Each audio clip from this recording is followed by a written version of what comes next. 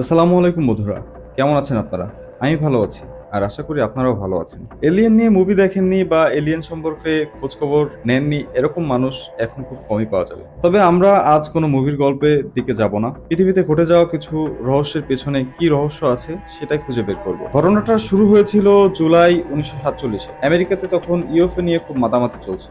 সমগ্র দেশ জুড়ে ছোট বড় শহর থেকে এমন খবর শোনা যাচ্ছিল যে তারা আকাশে ফ্লাইং সসার্স বা ইউএফও দেখেছে। এই ক্রেজটার শুরু হয়েছিল 2 মাস আগে 24 জুনে, যখন প্রাইভেট পাইলট কেনেথ আর্নল্ড বলেছিলেন তিনি সিয়াটেল শহরের পাহাড়ের কাছে 9টি ইউএফওকে উড়ন্ত অবস্থা দেখেছেন। তিনি বলেন যে সেগুলো খুব দ্রুত গতিতে উড়ে যাচ্ছিল, যার গতিবেগ ঘন্টায় প্রায় 2000 কিলোমিটার পার আওয়ার ছিল। এই ঘটনা প্রায় 2 সপ্তাহের ভিতরে সমগ্র দেশ জুড়ে অনেকেই নাকি ইউএফওকে দেখেছে। এই বিষয়টা নিয়ে তখন মিডিয়াতে তোলপাড় শুরু হয়ে যায়। মিডিয়াগুলো খুঁজে বের করার চেষ্টা করে যে আসলে কোন কোন জায়গায় এই ইউএফও দেখা গেছে। তারা এমন 3টি জায়গা খুঁজে বের করে, আর সেই 3টি বিশেষ জায়গা ছিল যেখানে আসলে নিউক্লিয়ার টেস্ট করা হচ্ছিল। এমন সব ঘটনার মধ্যে নিউ মেক্সিকোর ম্যাক্স ব্রাজেল নামের একজন ব্যক্তি স্মরণে আসে যে তিনি তার মাঠে প্রায় 3 সপ্তাহ আগে কিছু বিশেষ বস্তু লক্ষ্য করেন। সেগুলো কি ছিল তখন তিনি তা বুঝতে পারেননি। তিনি ভাবছিলেন এগুলোর সাথে ইউএফওর কোনো সম্পর্ক থাকতে পারে। এর পরের দিনে রোজওয়েল আর্মি এয়ারফিল্ড তাদের দেওয়া স্টেটমেন্টে বলে ফ্লাইং ডিস্কের ঘটনাটি আসলেই সত্য। কিন্তু ঠিক তার পরের দিন ইউএস আর্মি অফিসিয়ালস তাদের স্টেটমেন্টের উল্টো কথা বলতে শুরু করে। ইউএস আর্মি বলে তারা যে অংশগুলো পেয়েছিলেন তা আসলে একটি ওয়েদার বেলুনের। এটার পর ইউএফও নিয়ে মাতামাতি প্রায় বন্ধ হয়ে যায় আর সাধারণ মানুষের আকর্ষণও কমে যায়। কিন্তু কিছু বছর পর আবার নিউ মেক্সিকো ডেজার্টের উপর নাকি ইউএফও দেখা গেছে এমন সব কথা শোনা যাচ্ছিল, এবং এও শোনা যায় যে বিজলির সংঘর্ষে নাকি এলিয়েন শিপ ক্রাশ করে এবং সব এলিয়েন মারা যায়। 1980 সালের দিকে মেজর মার্সেল একটি বই লেখেন যার নাম দেওয়া হয়েছিল দ্য রোজওয়েল ইনসিডেন্ট। তার বইটিতে তিনি লিখেন যে ধ্বংসাবশেষগুলো আসলে পাওয়া গেছিল সেগুলো আসলে এই পৃথিবীর বানানো হতেই পারে না। আর সেদিন থেকে আজ পর্যন্ত রোজওয়েল ইনসিডেন্ট নিয়ে সমালোচনার কোনো শেষ নেই। নতুন নতুন থিওরিরও আবিষ্কার ঘটে। এয়ারক্রাফট যখন ক্র্যাশ করেছিল তখন একটি এলিয়েন নাকি জীবিত পাওয়া গেছে। ইউএস আর্মি এলিয়েনটিকে সংরক্ষিত রাখার জন্য গোপন কোথাও নিয়ে যায়, কিন্তু মানুষের বিশ্বাস সেই এলিয়েনটি আজও পর্যন্ত বেঁচে আছে। ইউএস আর্মি চেষ্টা করছে এলিয়েন টেকনোলজিকে কিভাবে তারা কাজে লাগাতে পারে এবং এগুলো দিয়ে আমাদের টেকনোলজি কিভাবে আরো ডেভেলপ করা যায়। আর এই সব কিছু চলছে একটি সিক্রেট জায়গায় যার নাম দেওয়া হয়েছিল এরিয়া 51। তাহলে এবার চলুন জানা যাক কি এই এরিয়া 51, কেন এত রহস্য, কেন এত সমালোচনা। এরিয়া 51 আসলে ইউএস মিলিটারির একটি ফ্যাসিলিটি যার অবস্থানটি হলো রেজিস্তানে, যার আশেপাশে আপনি কোনো শহর খুঁজে পাবেন না, কোনো লোকালয় খুঁজে পাবেন না, যেখানে যাওয়া ছবি তোলা মানুষের জন্য সম্পূর্ণ নিষেধ। জায়গাটির বাইরে আপনি কিছু সাইনবোর্ড দেখতে পারবেন, সেখানে শুধু লেখা ওয়ার্নিং ওয়ার্নিং।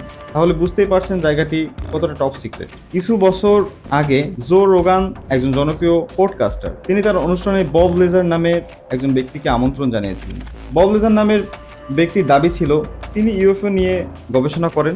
বব লেজার আরও দাবি করেন যে তিনি এরিয়া 51 নিয়েও গবেষণা করেছেন এবং তিনি এরিয়া 51-এর একজন গবেষক ছিলেন, যার কাজ ছিল এলিয়েন টেকনোলজিকে রিভার্স ইঞ্জিনিয়ারিং করা এবং আমাদের আধুনিক প্রযুক্তিকে আরও উন্নত করা। এই পডকাস্ট শোনার পর ম্যাটি রবার্টস নামের একজন স্টুডেন্ট খুবই ইন্সপায়ার্ড হয়, যে বলে যে সরকার আসলে কি এমন লুকাচ্ছে আমাদের কাছ থেকে, কি আছে এরিয়া 51-এ। এটি জানতে হলে আমাদের সবাইকে একসাথে এরিয়া 51-এ ঢুকতে হবে। যার জন্য সে ফেসবুকে একটি ইভেন্ট তৈরি করে যার নাম দেওয়া হয় storm area 51, they can't stop all of us. আসলে এই ইভেন্টটি তৈরি করা হয়েছিল মজা করার উদ্দেশ্যে, কিন্তু মানুষ বিষয়টিকে খুব সিরিয়াস ভাবে নিয়ে নেয়। প্রায় 2 মিলিয়ন মানুষ তার ইভেন্টে যোগ দিবে বলে জানায়। বিষয়টি এত সিরিয়াস দেখে ম্যাটি রবার্টস ভয় পেয়ে যায়। সে একটি স্টেটমেন্ট দেয় যে আমি মজা করেছিলাম, আর কেউ যদি এরিয়া 51-এ প্রবেশ করে তাহলে এ বিষয়ে আমি মোটেই দায়ী থাকবো না, আমি তো শুধু একটু অ্যাটেনশন পাওয়ার জন্য এই কাজ করেছিলাম। আর এখানে তার ইভেন্টে যে 2 মিলিয়ন মানুষ যোগ দেবে বলেছিল তারা যতটা সহজভাবে এটাকে নিয়েছিল আসলে যাওয়াটা তত সহজ ছিল না। এরিয়া 51 জায়গাটা এমন একটা ফাঁকা জায়গা যেখানে রাস্তা প্রায় 250 কিলোমিটার লম্বা, আশেপাশে কোনো পেট্রোল পাম্প নেই, আপনি খুঁজেই পাবেন না। আর দিনের বেলা যেখানে তাপমাত্রা থাকে প্রায় 40 ডিগ্রির কাছাকাছি। এরিয়া 51-এর দূরে একটি গ্রাম পাবেন, যে গ্রামের নাম হচ্ছে রিচেল, যার জনসংখ্যা মাত্রই 54 জন। আপনি কি ভাবতে পারছেন একটি গ্রামের সংখ্যা কখন মাত্র 54 জন হয়? খুবই আশ্চর্যজনক একটা ঘটনা। জায়গাটি এত আইসোলেটেড হওয়ার কারণ আসলে এটি যে সে জায়গাটা নিয়ন্ত্রণ করছিল ইউএস সরকার, যার নাম হলো Nevada test and training zone, যার আয়তন 12,000 স্কোয়ার কিলোমিটারেরও বেশি। এই মিলিটারি বেজের পাশে আরো একটি সংরক্ষিত এলাকা ছিল যার নাম নেভাডা টেস্ট সাইট, যেখানে আমেরিকা 1950 সালে নিউক্লিয়ার টেস্ট করেছিল। তাহলে এটা বুঝতেই পারছেন, এটা সাধারণ জনগণের জানার বিষয় না যে এমন মরণাস্ত্র যেখানে টেস্ট করা হচ্ছে, এটা শুধুমাত্র সরকার বা তার নিয়ন্ত্রিত কিছু মাধ্যমেই জানবে। ইভেন্ট নিয়ে কথা বলার আগে আপনাকে জানতে হবে এরিয়া 51 এর হিস্টোরি খুঁজতে গেলে একটি কথা চলে আসবে, এটা হচ্ছে কোল্ড ওয়ার। এরিয়া 51 বানানো হয়েছিল কোল্ড ওয়ারের সময়, যখন আমেরিকা এবং সোভিয়েত ইউনিয়নের মধ্যে সংঘর্ষ চলছিল। এরিয়া 51 বানানো হয়েছিল ইউএস এয়ারক্রাফটের টেস্টিং অ্যান্ড ডেভেলপমেন্টের জন্য। এজন্য 1950 সালে আমেরিকার ইতিহাসে একটি গুরুত্বপূর্ণ সময়, যখন তারা তৈরি করেছিল স্পাই এয়ারক্রাফট। তাহলে এটি খুব সহজ বিষয় যে ইতিহাসে এমন গুরুত্বপূর্ণ বিষয়টিকে সরকার গোপন রাখবেই। শুরুতে এরিয়া 51 সম্পর্কে বাইরের দুনিয়ার মানুষের কোনো ধারণাই ছিল না। 1954 সালে আমেরিকার প্রেসিডেন্ট ডি আইজেনহাওয়ার এমন একটি জায়গা খুঁজে বের করতে বলেন যেখানে top secret aircraft event program করা যায়। এজন্য সিআইএ এর 2 জন ব্যক্তিকে এই কাজটি দেওয়া হয় যে তারা খুঁজে বের করবে এমন একটি জায়গা যেখানে এমন সব এয়ারক্রাফট বানানো এবং তার পরীক্ষা চালানো যায়। কোল্ড ওয়ারের সময় সোভিয়েত ইউনিয়নের উপর নজর রাখতে তারা এই স্পাইগুলো ব্যবহার করবে। এনি জ্যাকবসন তার একটি বই লিখেন যার নাম Area 51 an uncensored history of America's top secret military base. তিনি তার বইটিতে লিখেন যে তিনি কিভাবে এই জায়গাটি খুঁজে পেয়েছিলেন। এমন একটি জায়গা যা নেভাডা এর শুকিয়ে যাওয়া লেকের পাশে অবস্থিত ছিল, যা পরিচিত ছিল ক্রুম লেক নামে, কিন্তু আজ যা পরিচিত আরেকটি নামে, যার নাম দেওয়া হয়েছে এরিয়া 51।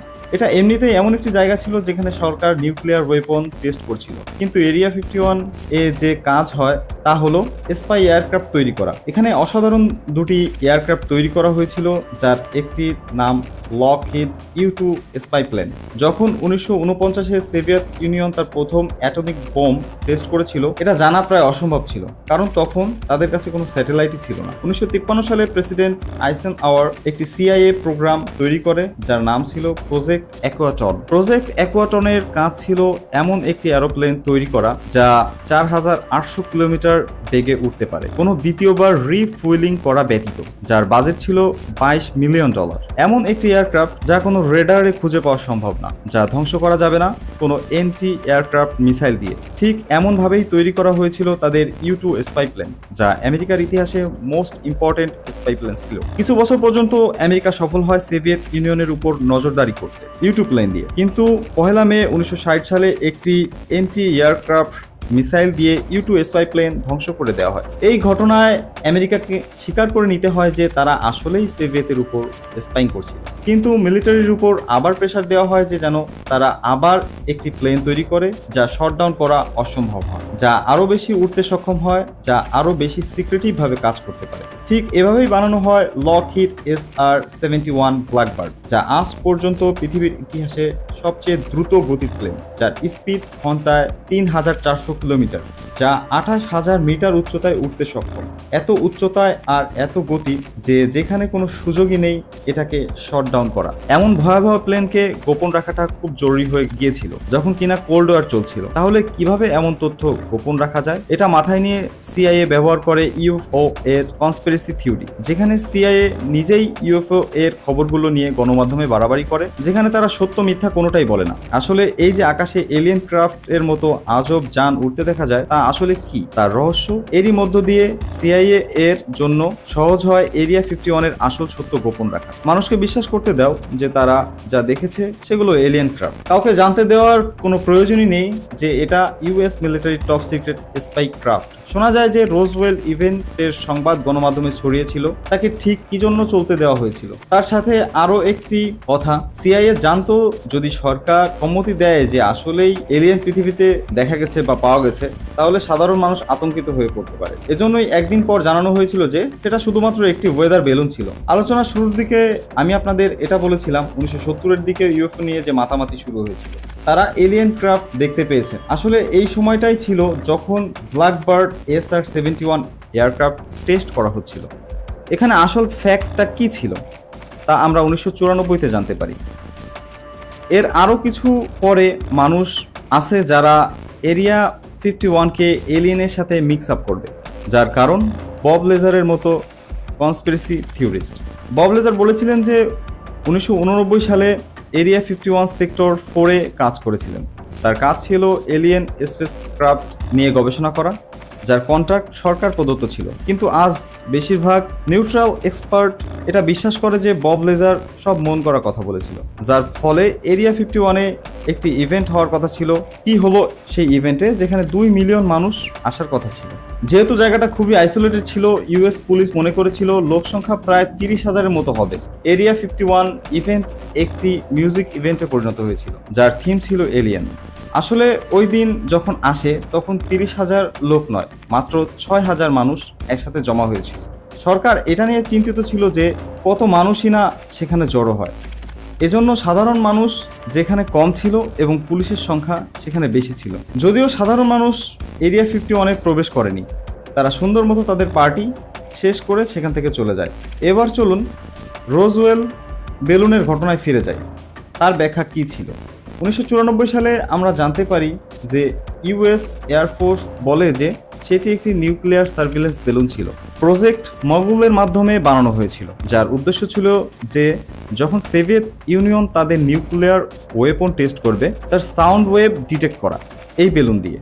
আসলে এত যে কনস্পিরেসি চলছিল, মানুষ কেন সরকারের কথায় আবার বিশ্বাস করবে? দেখুন, সাধারণ যে যাত্রীবাহী বিমান আকাশে উঠতে আমরা দেখি, তার উচ্চতা হয় সর্বোচ্চ 10,000 থেকে 12,000 মিটার। কিন্তু এই যে মিলিটারি এয়ারক্রাফট ইউ-1 এবং SR-71 এর মতো, যা 12,000 থেকে 18,000 মিটার উচ্চতায় উঠতে পারে। SR-71 এর ম্যাক্সিমাম ক্ষমতা ছিল 26,000 মিটার। এর টেস্টিংগুলো এমন সময় করা হয় যখন সানসেট হয় এবং তার পূর্ব মুহূর্ত সময়, যার ফলে আলোর সংঘর্ষে এগুলোকে মনে হয় যেন এগুলো জল করছে, আর মানুষ সেগুলো দেখে মনে করে যে এগুলো মনে হয় ইউএফও। আসলে এগুলো হয়তো মিলিটারি ড্রোন অথবা মিলিটারি ডিকয় ফ্লোয়ার্স। এগুলো মানুষ ভুল করে ইউএফও মনে করে। ইউএফও এর অর্থ হলো আনআইডেন্টিফাইড ফ্লাইং অবজেক্ট। এটা কেউ বলেনি যে ইউএফও মানেই হচ্ছে এলিয়েন ক্রাফট। যেহেতু এরিয়া 51 নিয়ে সাধারণ মানুষের মধ্যে তথ্যের অভাব ছিল, এজন্য তারা এটিকে এলিয়েন ক্রাফটের সাথে সংযুক্ত করে ফেলে। US air force project blue book তদন্ত করে যে